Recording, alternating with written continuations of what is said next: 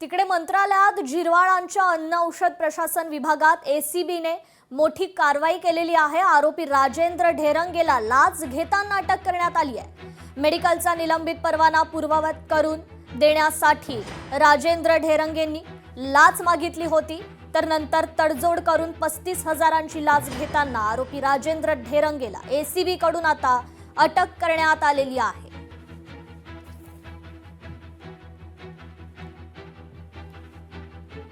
शिरवाळांच्या कॅबिनमध्ये काल जो एका क्लर्कला पकडलं गेलं, त्याच्यावर जी रेड झाली त्याचं समर्थन कोणी करणार नाही, परंतु असे जर प्रकार घडत असतील तर निश्चितच आता मंत्रालय सुद्धा लाचेपासून सुरक्षित नाही असा त्याचा अर्थ होतो।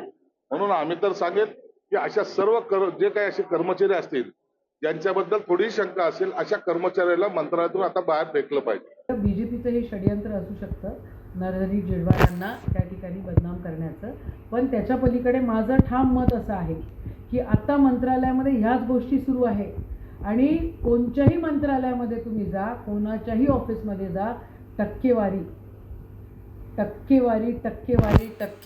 हिशोब तिथे आहे आणि आता तो लोकांसोबत त्याचं काय म्हणतात त्याचं उघड झालेलं आहे। तर प्रत्येक मंत्र्याच्या ऑफिसमध्ये या गोष्टी मोठ्या प्रमाणामध्ये महाराष्ट्रामध्ये सुरू आहे। टक्केवारीचं सरकार त्या ठिकाणी बसलेलं आहे।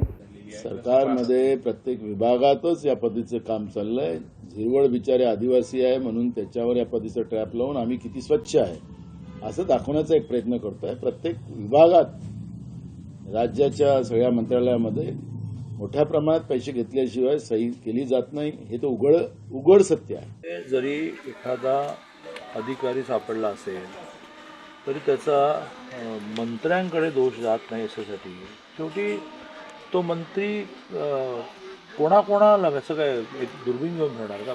चुकीचं झालं असं मंत्रालयात होता कामा नये, ही स्टेज येता कामा नये, पण ती एका माणसाने केलेला घपला आहे। तर माझ्याशी संबंध सिद्ध झाले तर राजीनामा देईन, एसीबीच्या छाप्यानंतर नरहरी झिरवाळांनी ही पहिली प्रतिक्रिया दिली आहे। भ्रष्टाचाराचे धागेदोरे माझ्यापर्यंत आल्यास जबाबदारी घेईन असं वक्तव्य नरहरी झिरवाळ यांनी केलं।